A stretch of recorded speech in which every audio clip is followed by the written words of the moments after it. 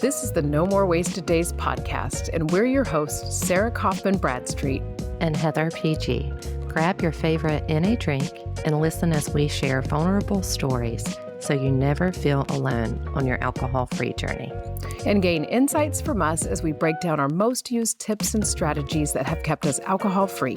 It's time to break free from wasting any more of your days to the drinking, blackout, hangover cycle.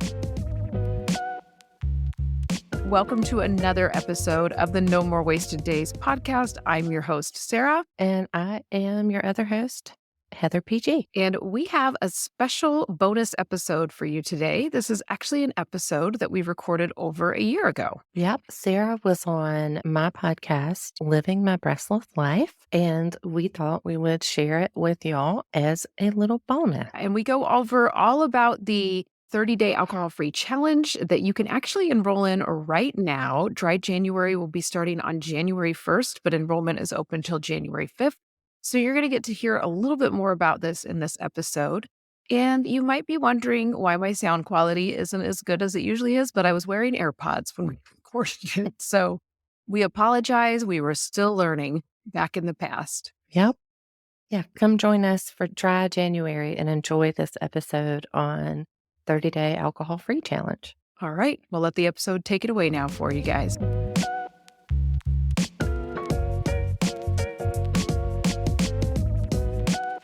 On this podcast, we talk all things real life. On today's episode, we're going to talk about what I think is a controversial life hack, living an alcohol-free life.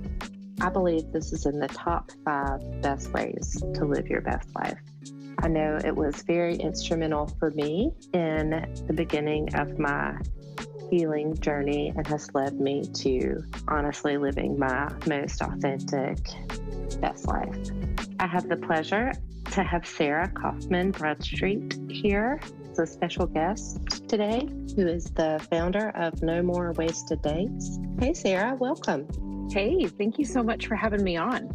Yeah, thank you. Thank you so much for joining us today. So tell us a little bit about you and how you founded No More Wasted Days.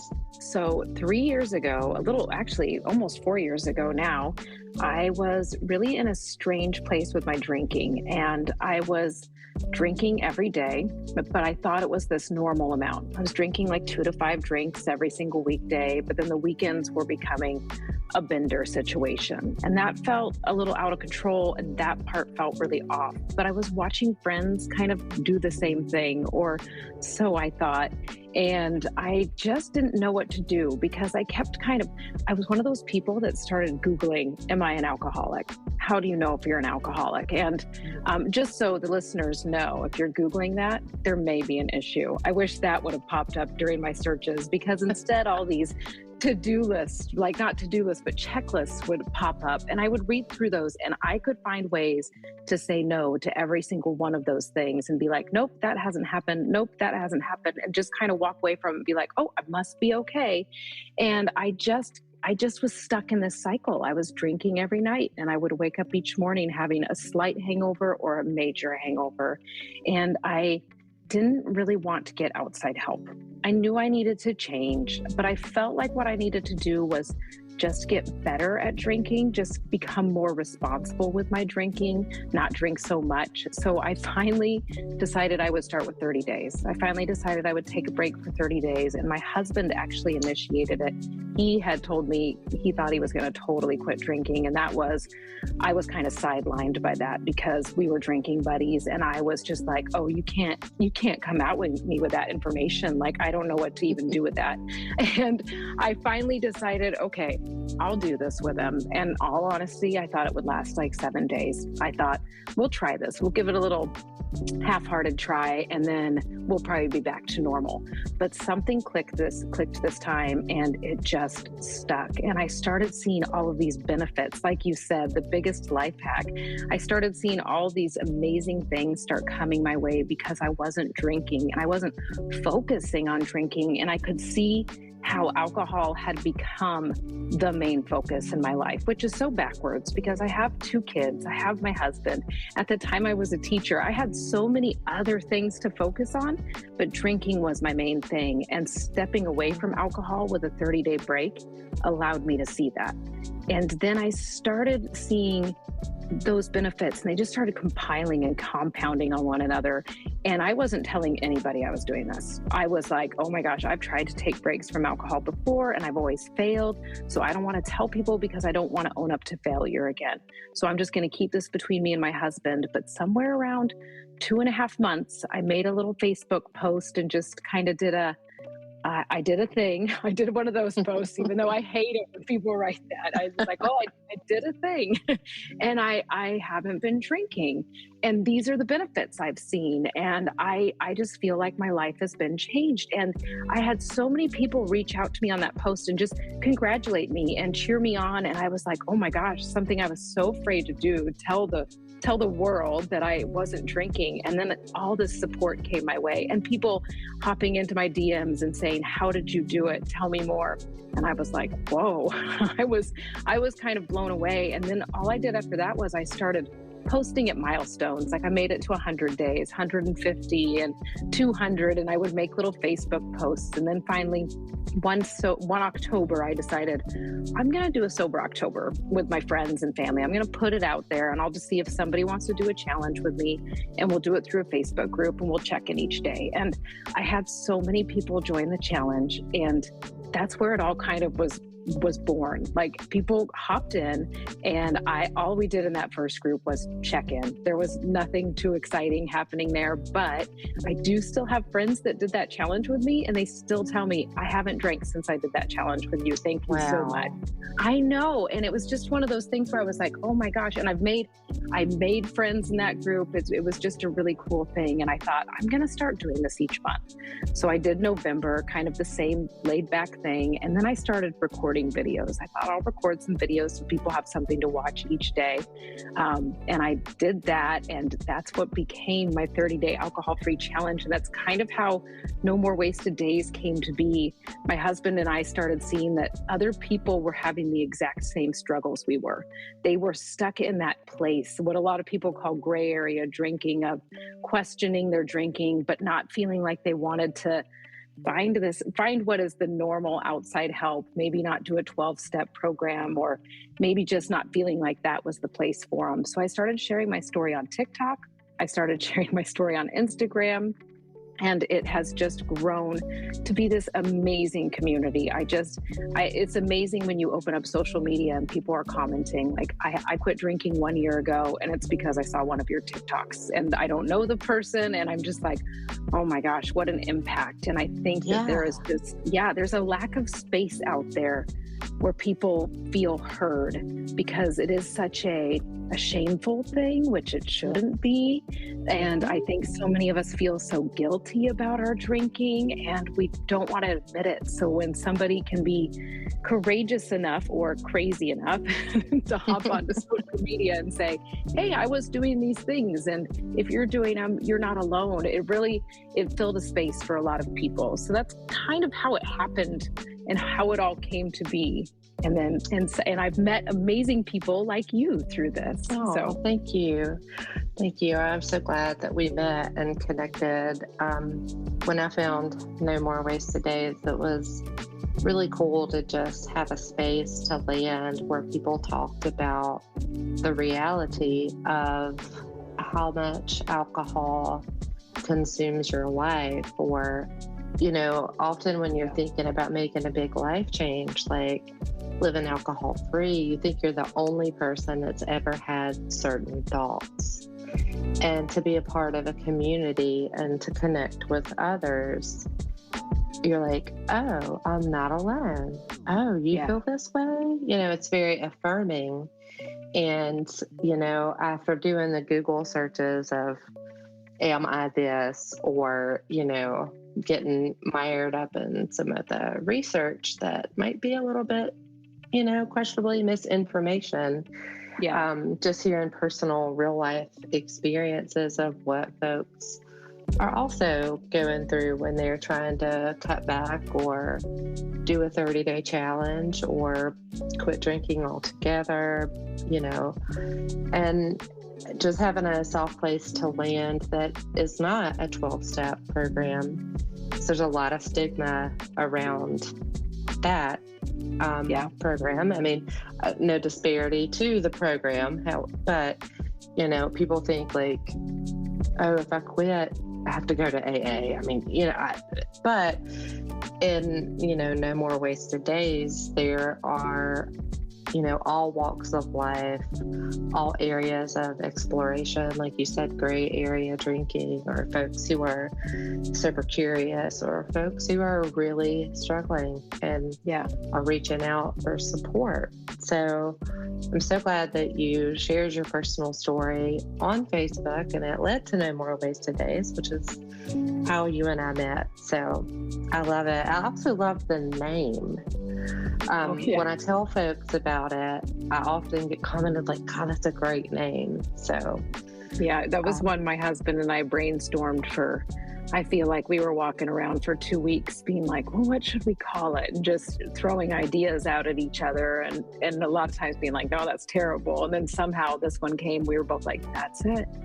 And it was really like, drinking made it so we stopped wasting days. We had so many days where we would just lay on the couch and watch TV, which there's absolutely nothing wrong with that. But it was because we were healing from a hangover. It's not because we wanted to be there. Like, we have those intentional days now where we really do just lay on the couch all day. And it's not wasted. It's this intentional rest then. But before, it was just because I was just recovering, and so was my husband, and it was, so when we thought of that, we were both like, oh my gosh. Yeah. And I think another component of like kind of wasted in the day is like the time spent like, okay, well, I've got to stop and get this amount because the store doesn't sell it on Sunday. Mm-hmm. So I've got to prepare. You put a lot of effort into preparing to drink and making sure you have your provisionals in place if there's a snowstorm, or, there's a lot of energy and time put into alcohol and planning around it and making sure you have enough. And like No More Wasted Days come in the form of time and, thinking about drinking and like wasting your time, like, oh, we're going to celebrate this, but let's get this to celebrate this. And then we feel terrible, as you were saying, like, and on the couch as a result of a hangover, or like having a really rough morning just because you're grouchy, from, overdoing it the night before. So I absolutely love the name. And even those moments that I lost from blackouts that I still have never gotten back. There's still some moments where I want to know how certain dumb things happened that I did when I was drunk. Like, I broke a toe one time drunk, and I still have no idea how I did it. And I'm always like, it's just a moment I'll never get back. And not that I want it back, but it's those unanswered questions. And like, that was such a waste. It was just such a waste for me. And I could have been spending my time doing something else. So we felt pretty fortunate when we both brainstormed upon that one. Yeah, I think it's really cool that you and your husband Ryan did it together. I'm sure that was a really like area of support, but also maybe an area of like grouchy struggle, in the beginning. For sure. And it was like, there were times where I would be feeling like, oh my gosh, he always said that I would wake up every single day thinking, oh my gosh, are you noticing this? Are you more creative? Are you more focused? And he's like, I'm not really feeling any different. Like, and I just kept being like, are you kidding me? This is like, I feel like from the get-go, I was almost overly happy about the choice, which I did not expect to be. And if you would have met me as a drinker, I didn't think people who were saying that without alcohol life can be fun, I thought they were total liars. And so to become the person that was like, oh my gosh, my life is changing because I did this one thing, almost feels a little hypocritical sometimes. Yeah, I think there's like a lot of, people who are really ambivalent about their drinking or questioning their drinking. People who are really excited about being alcohol free or being sober, however you want to word it, we can be kind of annoying. A little with bit. our excitement, but it is exciting. I mean, you get to experience life on life's terms. You're present, you're more energetic, you're overall happier, your anxiety has decreased. I know I haven't had a panic attack, since I cut that out of my life. So from a mental health perspective, and you mentioned creativity, it really opens a lot of doors that you just don't realize until you take a break. Yeah, you can't see it until you step away from it. That's what I always tell people. I'm like, even to do it as an experiment with yourself, just to see what it looks like without alcohol. And I know we both touched on AA and how there's a stigma around that. Part of my issue with AA when I was a drinker was that I didn't feel like I belonged there. I felt like if I went to an AA meeting, first I'd have to stand up and tell everybody I was an alcoholic, because I had this very perceived, I had this idea of what AA was from the movies. I had no real life experience with it, but I was like, if I do this, I have to go to a meeting and admit I'm an alcoholic, and I don't know if I am. And I also thought, if I go and say I'm an alcoholic, then I totally have to quit forever, because that's what you do. And those two things, I was like, I don't want to stand up at a meeting and introduce myself, and I don't want to make the choice to quit forever right away.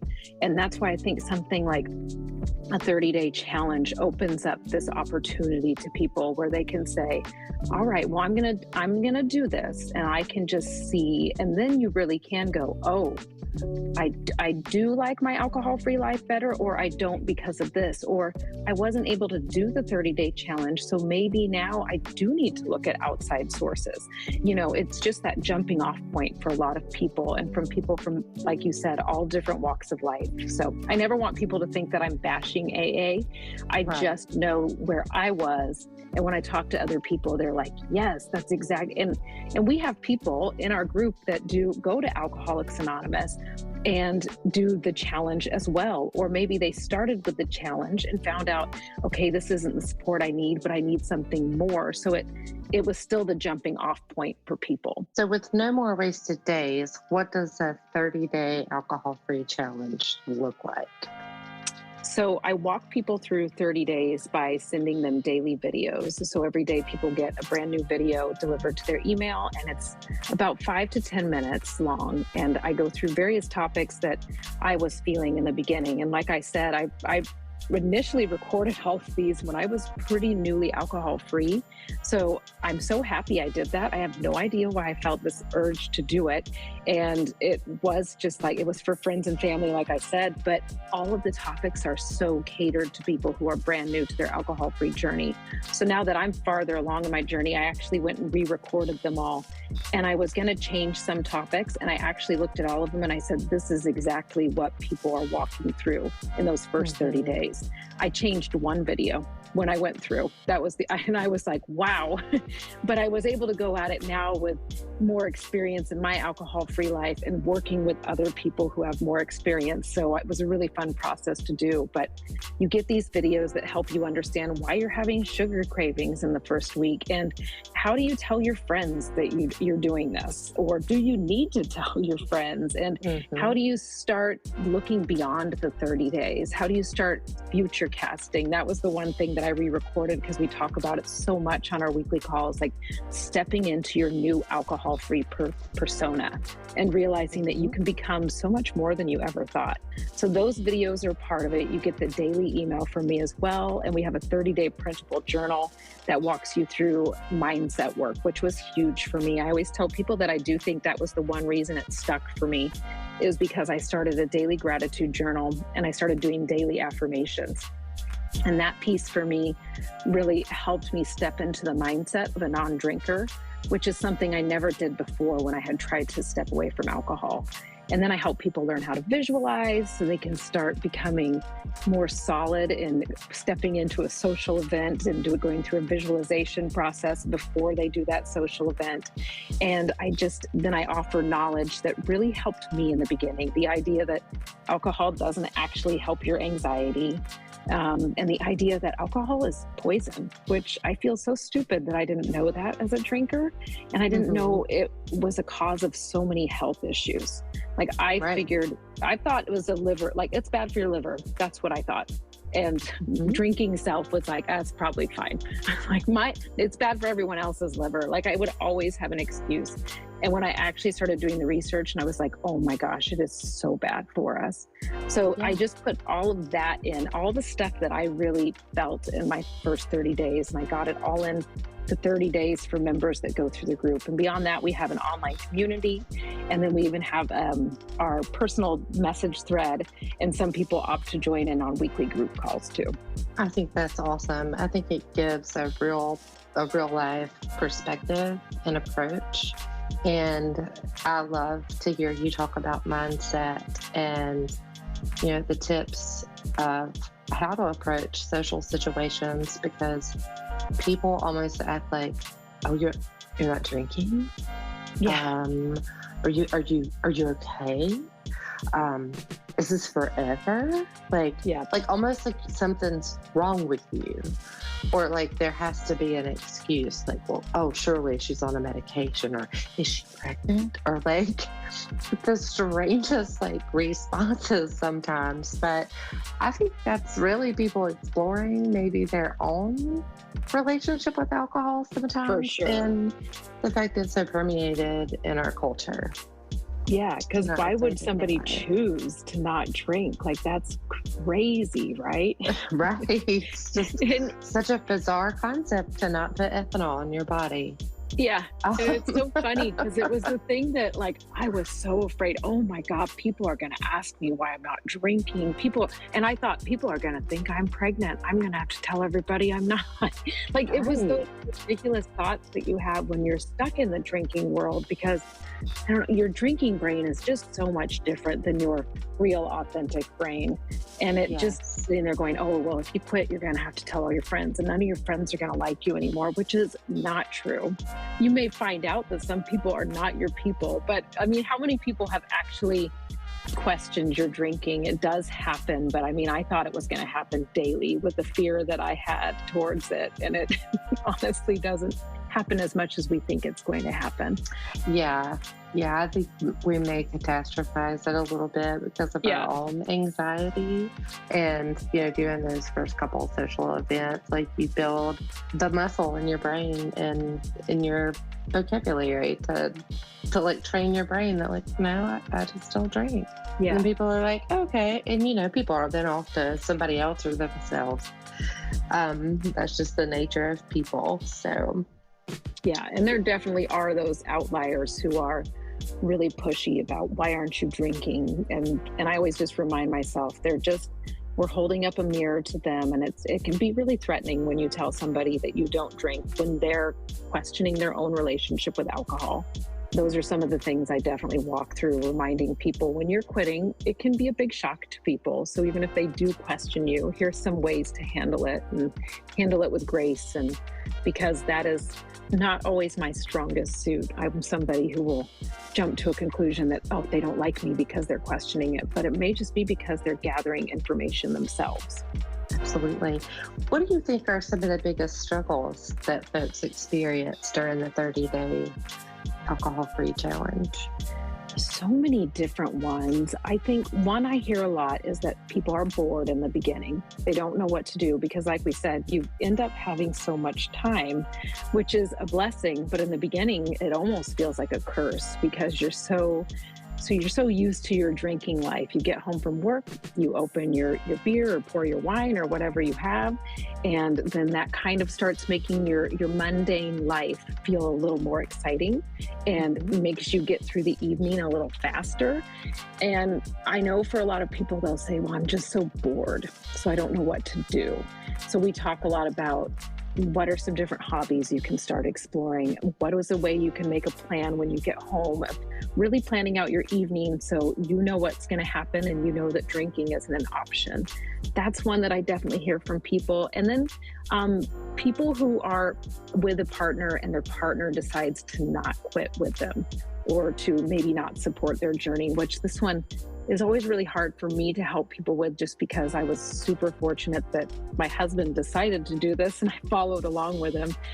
But that one seems to be the really hard one. And you have to remember that you're on this journey for you, and people will follow your actions. But if you're going to start talking to your partner in this way, and I remember that Marta quit before you, actually. So you actually have experience on the other end of this. And it is very it can feel almost like a personal attack when your partner decides to quit. So you have to remember to lead with actions and not come at them with you need to do this with me too, because they're already feeling attacked by your choice. So I think that that's one way with the challenge, I'm able to support people and make them feel like they have a community and they have people that understand when maybe their partner doesn't quite understand. Absolutely. Yeah, Martha quit drinking before me, and that kind of changed our relationship a little bit, in terms of how we spend our evenings and weekends. But what it did was mirror to me, oh, she's feeling pretty good in the morning, and she's pretty energetic, and she's, positivity and some reflections. So I could see if the shoe was on the other foot, that would be a challenge. And the good thing about the community is that there's, like we said earlier, so many walks of life and stages in the challenge, and there's support for that.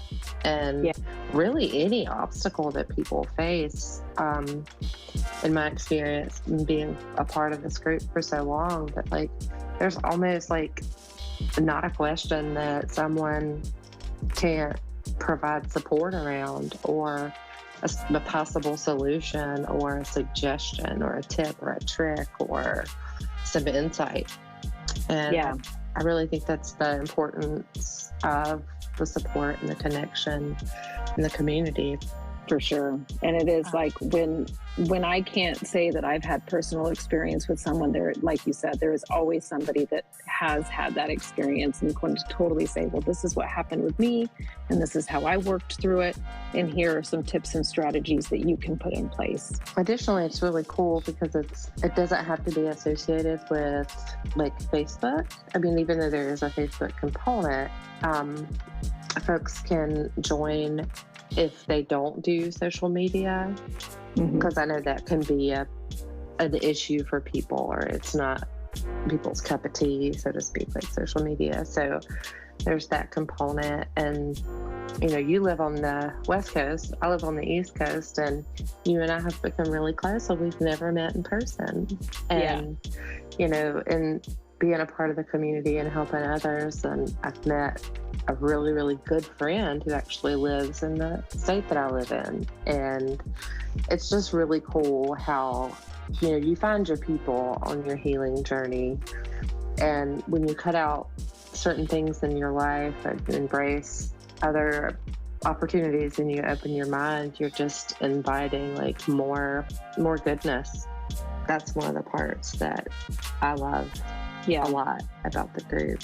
And as dorky or corny as it sounds, your vibe attracts your tribe. I really believe it totally happens. It's just, and I tell people all the time in the group, I'm I thought I would never meet friends that didn't drink. And now it happens all the time. I'll meet new people and they'll say, oh, I don't drink, before I even say anything. And I'm like, what? And I'm oh my gosh, it really is true when you're putting it out there. You start finding these people, and maybe it's online first to start getting you comfortable in your own skin being alcohol free. And then suddenly you're oh my gosh, there's other people all around me that are living this exact same life, or have maybe quit for different reasons than you, but you have that one thing in common. And it's really cool to have that happen. It's just cool when you make life changes for the good, just like I said, just the things that open up, and your vibe attracts your tribe, and energy follows intention. And I do believe it is one of the best life hacks, although it is quite controversial, but I do believe it is definitely top 5. Yeah, I do too. And it's so funny because when somebody said that in our group, this is the biggest life hack, I'm oh my gosh, that is exactly what it is. And I have trolls sometimes say, oh, why do you share this all the time? You're just shoving this in people's faces. And I always will answer, because it changed my life. And I Right. had no idea that it would change my life. And if I can help one other person that's struggling, I'm going to share. So, Yeah. and it is just like, you just don't know when you're stuck in it. And it can be really scary, but to hear somebody else on the other side, and you can see that they made it and that they're saying, my life changed in all these ways, you're kind of like, okay, if they can do it, maybe I can too. Yes, absolutely. What would you say, speaking of life changes, what would you say like the top 3 life changes that you experienced when you became alcohol free? When I became alcohol free, oh my gosh, this is, let's see, 2 were pretty easy. I found the courage to walk away from my teaching job. It's something I had wanted to do for a really long time. And I had a second online business, and I knew I could build it up to replace my teaching income. And I did it. And it wasn't even, I was a little bit afraid, like, well, what if I lose this online income? What if something happens? And I was like, it won't. Like, I had so much confidence in myself as a non-drinker that I could figure it out. No matter what, I could figure it out. So after teaching music in the public schools for 18 years, I put in my resignation, and it was one of the most exciting things I had ever done. Even though I had been planning it for like 5 years, I had been planning it for so long and putting it off. And I think I would have continued to put it off if I was drinking. I think I just would have been like, oh, I don't know. It's too scary to leave a really stable 9 to 5. And that then led to my husband and I deciding to uproot our family from suburbia and move out into the country in the Pacific Northwest. And we had a piece of property on 5 acres. And we are now building our own house. And we've been doing that for 1.5 years now. And we are building our own house, just me and him. And I look at him every day and think, our drinking selves, there's no way we would have stopped building every day at noon and started drinking. And it's just like, it's a crazy life, but it's amazing. I think those are 2 of like the major changes that other people can see. But beyond that, I have just become a more present mom, a more present wife. I am really able to give more of myself to my family. And I think that that's a huge gift. And I always tell people that I didn't think I had hit rock bottom because I hadn't lost my kids. You always hear stories of, I lost my kids, and it's very tragic. And I worked in public schools and I saw it happen. And I was like, I haven't had that happen. And I hadn't gotten a divorce because of my drinking. And I would just say, oh, no, it's fine. But I was never giving them my full self because I was always thinking about alcohol. I would be drinking alcohol and tell my kids I couldn't play a game with them because I was busy drinking a beer. I was hungover, so I couldn't be happy and joyful in the morning. And now I'm able to do those things. So whenever people are like waiting for that rock bottom, sometimes you have to step away to see like, oh my gosh, I am taking away. I'm like, I have lost my kids. Maybe they're physically in the room, but I am not mentally there with them. And that's probably my 3rd thing that it's my relationship with my kids and my husband has changed and elevated so much. I think that's wonderful. I think it's so amazing that y'all were able to live your dream and build your home together. I always tell Martha, like, Sara and Ryan are building a home like together. And she's like, we can't install curtains together. You can do it. But y'all are just like super brave to live your dream, and you were able to leave your teaching job and create your own happiness and your own like good fun energy that y'all do together with your family. And I think that's awesome. I can't wait to come visit and see your chickens. That's on my list. Oh, good. I always am like, and then one day all of you are going to get to come see this house that you keep hearing about. I can't wait. I want to get on that zip line thing. Oh my gosh, that thing is so fun. And it's not too high off the ground, so it's not super scary. Just it's a little bit of good fun, it's right? The right amount. Yeah, exactly. It's like that. We can put you on all the fun kids things that now my kids don't have interest in. We can go on the trampoline and the zip line and the ropes course. There you go. All right. Well, let's tell folks how to find No More Wasted Days and connect with you. So I'm the most active on social media on TikTok and on Instagram, and both of them are the same handle. It's no_more_wasted_days. So just no more wasted days, but with an underscore in between each word. And then I'm also on Facebook, and you can just find me there with No More Wasted Days.